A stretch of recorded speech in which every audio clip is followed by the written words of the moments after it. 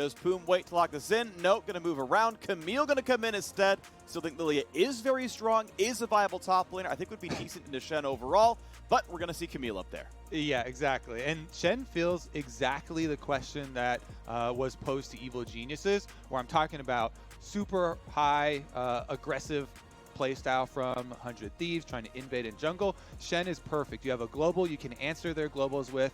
You can use defensive Stand Uniteds, or you can use Stand United extremely aggressively with Thresh Graves invades. And that is what I want to see from Evil Geniuses. The big question mark for me, Corki, for Goldenglue, generally, you're going to try and farm up early. We'll have a pretty easy lane versus Galio, but when he gets the package, 8 minutes, I want to see EG completely change perspective here. They need to play aggressive off these packages, time them with the dragons. The timer is perfectly synced up. You basically have 5 minutes because it's a 4 minute plus the duration is 1 extra minute, and that's how you should be able to win the game.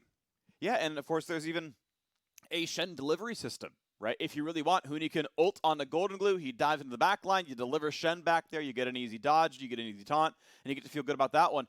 And I'm kind of excited to see what this happens. What comes through here for EG. We know they're going to be 5th or 6th seed in playoffs no matter what. At best, they can fight for seeding, but we know they're upper bracket. The question now is, what form are you in when you take on a first-round opponent, be it Cloud9, TSM, or FlyQuest? I think they're only possible first-round opponents. You got to get ready for that match because that's next weekend, and you're going to play them in a best-of-5. How good can you get?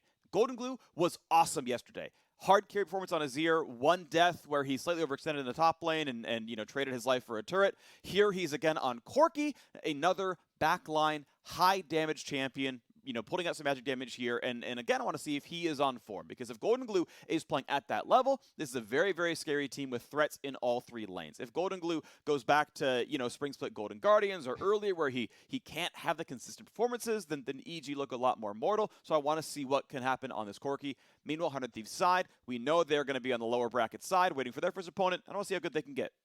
Yeah, and once again, they're taking the Nidalee. Something must have happened in scrims, because we got like 3 or 4 Nidalees already this last week, and the teams still have been kind of struggling with fully utilizing the Champions kit, really getting the most out of the counter jungling and the speed clearing with this champion. Nidalee also, of course, is going to bring the heals later for a little bit of sustain and can possibly set you up with poke, but I think the thing they're trying to highlight is Galio mid lane plus the aggressive Nidalee. This is something that 100 Thieves did when they first put in Contractz. They were able to get Ryoma, the Galio, which is a perfect champion for him, supportive to the more aggressive players on the team. Yeah, and we get to see Ssumday play the champion that lost them their game just yesterday, where it was Viper on the Camille, who, you know, played Camille into Ssumday's Ornn, split the lane, got the 3 items, and got to ignore the tank and split push to victory, and eventually 100 Thieves dropped that game. This time around, Ssumday is on the Camille. He gets to be the slide and split pusher. It is the kind of play style everyone expected out of 100 Thieves all year long. You've got one of the best top laners in the world on a lower half team in the LCS. This guy is your win condition. It had been the case back when they were first winning splits, or at least the regular season. It's the case here still at 6 and 11. Ssumday is the man to look at, and he's got the champion to do it.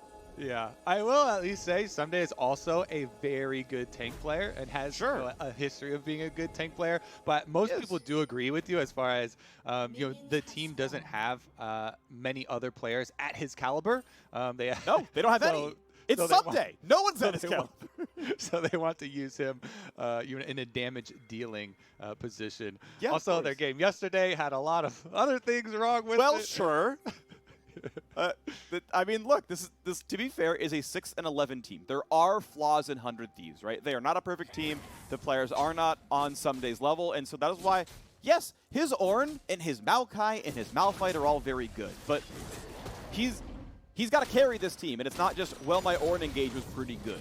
A lot of players can do that. You do want to see him on split push on a carry duty, so, you know, that is the point kind of being made. I know you're not, you know, assuming I'm making a different point there. I just want to really clarify the stance that, yeah, Ssumday carrying is how 100 Thieves gets more than 6 wins in a split.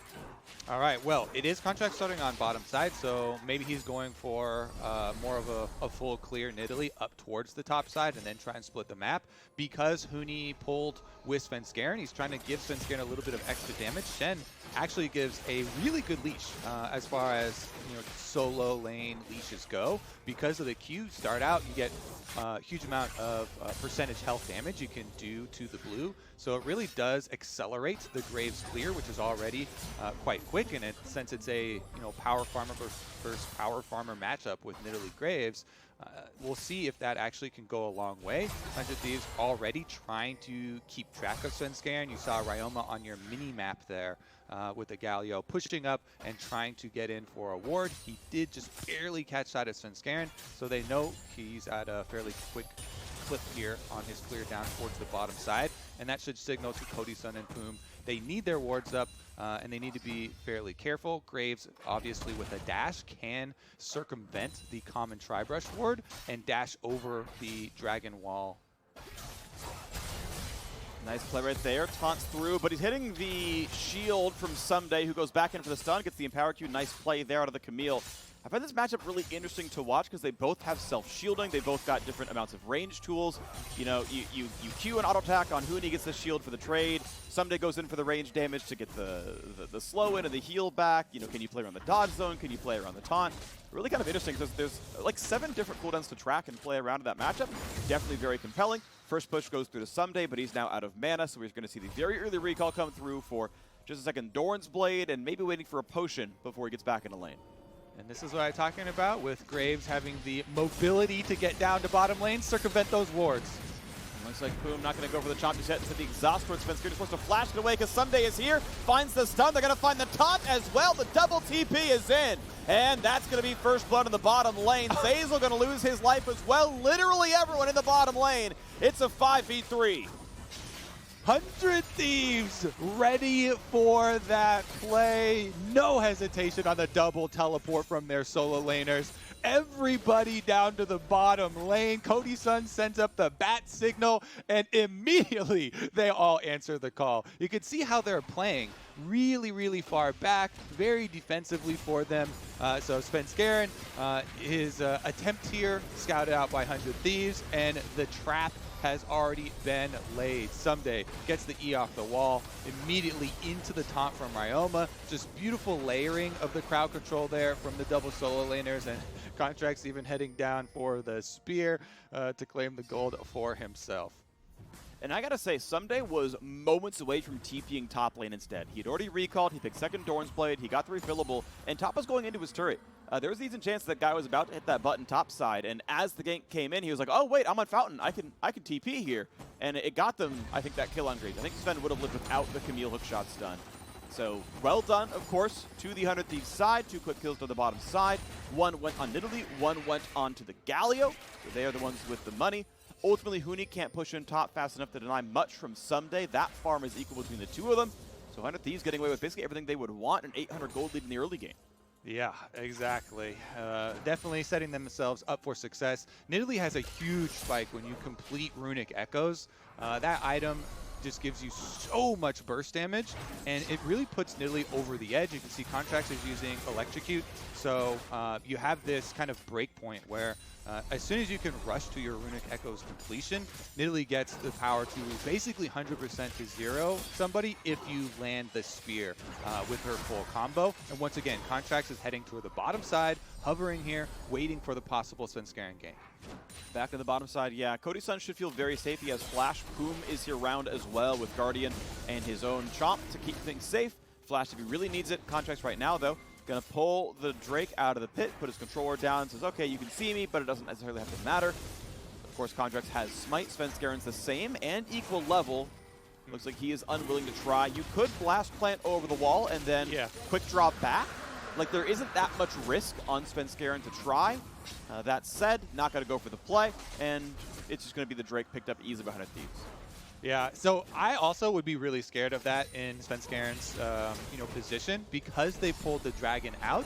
You do have to walk up a little bit away from the wall, and maybe you get tagged with Ashe slow or Tahm Kench Q slow, and you can't get back to the wall to quick draw over. So he doesn't want to take the low percentage chance at a steal there with all of 100 Thieves on the dragon. And it is going to be another objective to the 100 Thieves. Really nice early game going for them. And a lot of it is off of coordinated play.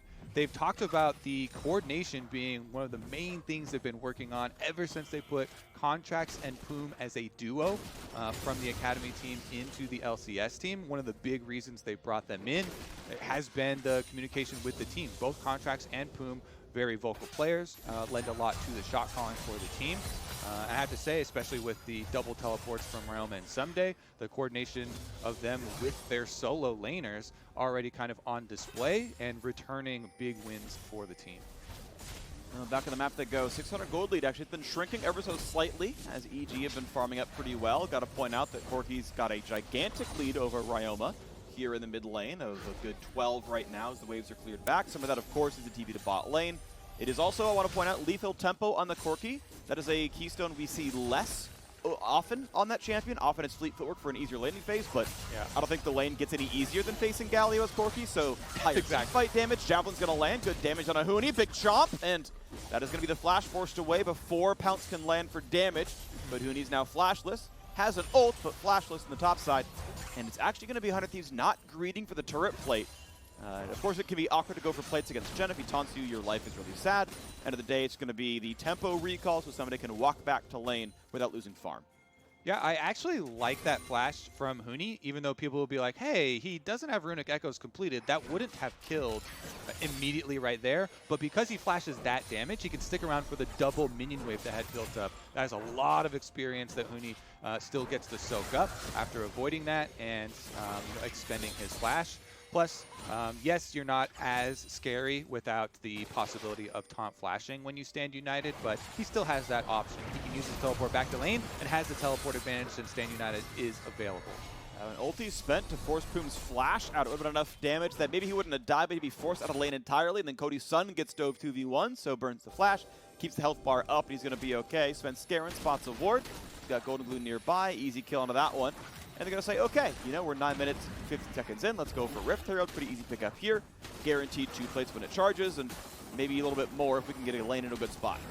I want to see the package stand united combination. Too late.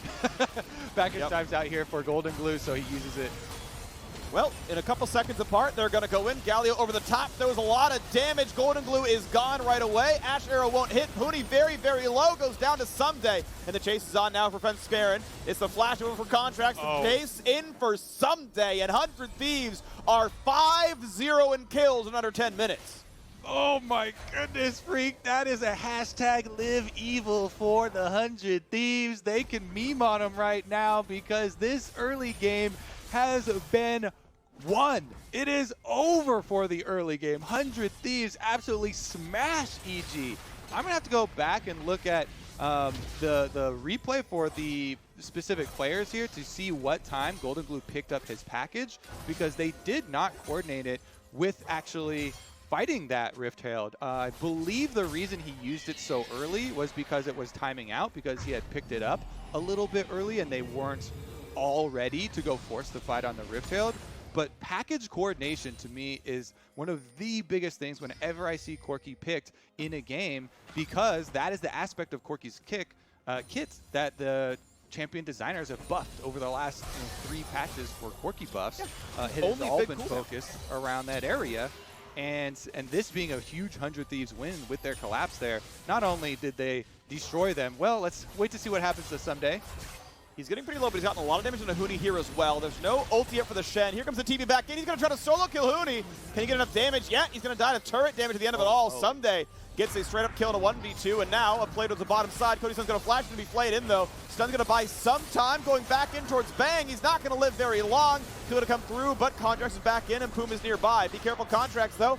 Going to chomp him in. TP coming in for his rest of this as well, as now Bang is forced to run. Zeyzal should have a lantern soon.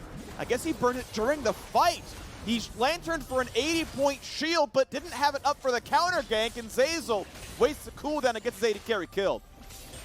Yeah, I mean, we have to start looking for the small wins here for EG. They got a kill. They're on the board, Freak. They did take down Cody's son, but man, it is just going to be a steamroll now for 100 Thieves, because as I was trying to say off the last sentence there, not only did 100 Thieves win that Rift Herald fight hard and destroy the EG top side, they also left it with teleport advantage. And you see the teleport advantage here, even though Bang and Zeyzal are able to get the kill onto Cody's son, 2v2, and they could have fought off the Contractz gank. They can't fight off the extra teleport coming through. So there's just an extra card here for 100 Thieves to play because they won the top side so hard and had already burned the cooldowns from Stand United, from Corki's package, and there was nothing left that EG could do to support them. So here's another look at it. Huni goes in for the taunt. Ssumday then able to stun him off the wall, and he still has red buff plus the Conqueror built up. Oh, this is the dive. Now, one thing about Graves, you have to be careful when going for dives. Your damage can be blocked if they just hide behind the tower or their minions. So Ssumday does that after Svenskeren goes for the Q. He just hides behind there and then immediately hook shots back out to take down Shen. And a flash in from Ryoma. It's just 100 Thieves all over the place, all over EG. One on the backside though for Bang and Zeyzal, as you know. Freaky can go through with the kill here onto Cody's son. Yeah, he just puts Lantern down. I guess to be fair, he shields himself as well with it, but they never needed the health difference. The fight was never close at all. And when you're going this hard and the jungler's nearby, I feel like you want to keep Lantern in your back pocket as a playmaking tool. If he has Lantern here, they probably both get out. You can see Zeyzal live no problem. You saw Bang trying to build space. Right, one goes right, one goes left, then you Lantern out, but that's going up 24 seconds. You don't get it again. Within the replay, we've got an EG proactive play. Shen, Stand United, comes back up for Huni after he revives from getting killed. Woo! They go for it. Going again, but they got to target the guy who can chomp. Of course, Cody's son pulled right back out. Now they're going to go back into Poome after the Devour, and 2 kills come through on the bottom side. EG, despite being down 6 kills, find a tower dive and 2 more. Check mini-map, Freak. Ssumday just destroyed their inhibitor turrets for these bottom lane plays. Now, EG do need to get some gold back for themselves, so they're overloading on bottom side, and I still think it is positive for EG from such a losing position to be able to get this gold. You get multiple kills on bottom side, and you can try and get a tower. It does mean top side will be open for later when Ssumday wants to go split push, but you can see Ssumday made the conscious choice. He doesn't want to take the inhibitor this early because it's so early in the game. He doesn't want to let a bunch of extra farm go over to EG that have possible globals where they can answer. Defensive Galio ultimate here from Ryoma just gets run over. Bang on the Kalista, continually hopping forward, able to get the big shutdown for himself. That is money where EG need it most. Then the return gank you saw with Kalista ultimate ready. Bang goes hard once again. They're feeling like Bang and Zeyzal, hey, we got to make some plays. We got to go really aggressive right now to try and save this game, as 100 Thieves had been running over it. So I like to see this fight from the EG bottom lane, and they're trying to make plays off of them. Alrighty, and look at this. Look at this gold graph. Yeah, Ssumday is the man with all the money. EG has some kills on their carries. 3 kills on Bang is nice. Good farm on Goldenglue puts them in second, as everyone else tries to keep up. But it is Ssumday, who is very, very big. He is the gold lead right now, right? You can see this 2,000 gold lead for 100 Thieves. Cody's son now picking up some for himself. That is roughly Ssumday's lead over the opponents here. And that is roughly where it sits up right now. As you mentioned, open inhibitor now on the top side. Ssumday level 11. About to spot Huni from the brush and goes, yeah, I'll fight you. Taunts backwards. He cannot take this fight at all. Trinity Force is there. Ssumday feeling comfortable. Nice dodge. Gets rid of the empowered Q, but still not a close fight. Ult going to be spent. Galio over the top. Goodbye, Huni. Ssumday immediately illustrating why he did not kill the inhibitor, did not want his own super minions to keep pushing that in to allow safer areas for EG to farm. This kind of draws out Huni. He's pushing the wave up. This is Conqueror Camille, okay? He is ruined and built to take down Shen with the Trinity Force already completed. very nice job here by Ssumday. Whittles him down, then they make the call.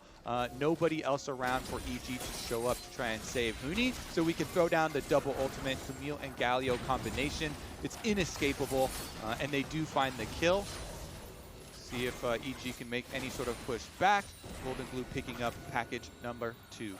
All right, and it's going to be the third Drake of the game. Now, 100 Thieves have already picked up the first 2, which is impressive because all of their winning has been through Ssumday in the top side. They've managed to grab the Drakes in the bottom side of the map off of good early laning out of Cody, Shen, and Poome, and now it's going to be package force defensively. Goldenglue is not going to be able to use that for the actual Drake fight itself. Question stands if there is going to be one. Now, right now, Galio ult is down, Camille ult is down. 100 Thieves missing actually 3. Actually, to be fair, all 3 combat ults are gone, so they realistically don't have a good chance of fighting this one. EG will indeed grab that Drake, no problem. The question is this fight going to be good enough? Yes, a goal lead exists, but they're missing those 3 combat ults. End of the day, EG are going to forced to be run away. And 100 Thieves push down the mid lane for the outer turret. Now Svenskeren might be under some fire. Goldenglue wants in, damage on Cody's summit, knocked back into the air. He walks in to kill himself, and the fight continues now with Svenskeren forced to flash away as well. A Tahm from Huni, decent damage to Ssumday. He's going to stay alive. He'll back up now by Contractz, looking for the re-engage. 100 Thieves will completely take over this fight, an easy 3 for 0, and make that a 4th. Goodbye to Svenskeren. Poome, thumbs up, buddy. I'll take you down as well. 100 Thieves walking over evil geniuses. And Poome calling for the white flag from EG as well. He's saying, give it up right now. 100 Thieves open up that mid lane. Once again, I have, just since Champ Select, I really wanted to see the package combined around an objective timer with a Stand United. Like, that combination has so much potential. If they're able to time it right. But once again, package picked up a little bit early. You see it used in the mid lane, and then they are able to still sneak away the objective. They get the dragon, but transitioning over to try and defend mid lane, they go right into a Galio taunt there, and Goldenglue just got annihilated inside their own jungle. Now he's trying to chase off Ssumday, and he does have backup, so they can do that at the least. But 100 Thieves feeling very good about this game, despite their dragon stacking, running into a little bump here where they do not get number 3. Here's another look at the aggressive play. Kalista ultimate is down here. Arrow lands. Svenskeren does get the shield as well as Huni coming in for Stand United, but man, the tower dive. Ryoma goes right for it, is able to Zonias to stall it out, and they continue pelting them. Woo! All right, Ryoma. Oh, Ryoma actually with the Proto Bell kill into the flash for the extra taunt here. It's just hard to watch here now, Freak. Yeah, it's getting over real fast right now. 100 Thieves running over this game, looking for a little bit more. Why not? Zeyzal, yeah, you're under the turret, buddy. You're taunted, you're gone, you're aced. Oh my gosh, 100 Thieves, look at this lead, 7.3 thousand. Yeah, Baron's not even up yet. Like, this is one of those where you say, all right, is this a forfeit? Are we good? Are we done here today? This is the kind of game you're going to feel really bad about on the EG side. If they drop this game, this is the last game of the regular season. They will not be in a tiebreaker. They are going to be simply at 8 and 10. They're going to be 6th seed. 100 Thieves will be right below them at 7th. That's it. See you in playoffs. See you against the 3rd seed next weekend. Another sun's going to land. Svenskeren, another health bar running low, but penalty and lives. It's now Bang's turn to flash away. I think I've seen this something like before underneath that turret. Deja vu. We got a replay from the future. I was wondering where it came from. Okay, yeah, I was so confused. I was like, did I just like miss everything? So I was thinking maybe like the game is going so fast that we haven't caught up with this. Like, but it was just a little divination from the future here. 100 Thieves showing that they could pull off the heist underneath the turrets from EG. You already know how it ends. I had an out-of-body experience. I went to go like double-check playoff standings to make sure I had my tiebreakers right. I look back and I'm like, how is Kobe cutting a replay didn't cast? Like, was that during Baron? No, Baron's not up yet. Where was that fight? And then we watched. Come on, Freak. Wait, I've seen this before. I've seen this. I've seen this fight. Oh, I know what this is. This was a pre-play. We had a pre-play in the LCS, the debut of the pre-plays, the summer split. I like these. You know what it is? Yeah. Because 100 Thieves were doing so well in this game, we already started building their highlight reel. This is the 100 Thieves YouTube highlight reel from this game, and honestly, it's well made. Ryoma, really good performance on this Galio. I think this game is making a statement for 100 Thieves heading into playoffs. Teams are not going to give this champion over to 100 Thieves. He looks, and the team looks so much better with this champion. He's made multiple plays by himself as well as supporting his teammates. So I think that, you know, with one of the players that's received a lot of extra criticism on 100 Thieves, this is a very specific champion that is going into playoffs, will probably be denied from them. And you have to say, especially that combination with Ssumday and his Camille, 100 Thieves showing that they can use it to a devastating effect. And I want to say, like, imagine this game without those first, like, 3 really good fights around top river. Like, even with the bot lane TP going 2 for 0 at the very early game, where EG gets set behind, we still saw Bang and Zeyzal make big plays down there. They pull the Shen ult down, they find the tower dives. Like, Bang got a 3-in-1 start in this game. Ssumday, now very much alone, gonna have a real hard time with this one. He's trying to run away, flashes the hook. He's like, yeah, I'll deal some damage. Ssumday nearly dies, and they find a single kill. They get a shutdown, but this is the goal of split push. When you're on the bottom side, your team is doing something else on the top side. Baron is going to be taken very early on in this game. 100 Thieves have absolutely everything they need to close this one out. A Drake will be traded. That's fine. You take Baron for a single Drake and a kill, no problem. Both teams there with the correct thought process, right? 100 Thieves, as you're stating, this is your goal of your split push. You have Ssumday on bottom side creating pressure. He also has teleport, so you set up a split map. It's one of the most simple ways to end out games. You have Baron pressure plus bottom lane split push with a super fed Camille. Either the enemy team takes down your split pusher, as they did here, and you get Baron, or you're able to split push inside the base, you get another exposed inhibitor. From EG side, they could not fight the fight at Baron, so they know, hey, we just got to send everybody at the split pusher and get something. Ooh, big damage there. Nearly kills Zeyzal. He's still burning. He's just going to live. The last sliver of health he gets away as Bang ults him out. Burning from the red smite, but he's going to be okay there. Middle is cracked. Top was cracked 8 minutes ago by Ssumday split pushing. That's going to be inhibitor 1 down. Inhibitor 2 shortly to follow. EG doing their best to defend. 2-item Kalista can try to kill frontline. Going to be hard to do that one. As they knock down some wards, look for the re-engage. Goldenglue has package, gonna go for the play here with Shen over the top. We wanted to see these plays. Shen blocks the knockup, Ryoma burns the Zonias. Here, how about the re-engage? Easy first kill, yes, it's on the board. EG, 5v4, can you somehow make it work? Ssumday is about to find the flank. He's coming up nearby, Cody Sun's low. Here comes Camille over the top, but Cody Sun's on one hit, and Huni is fighting Contractz.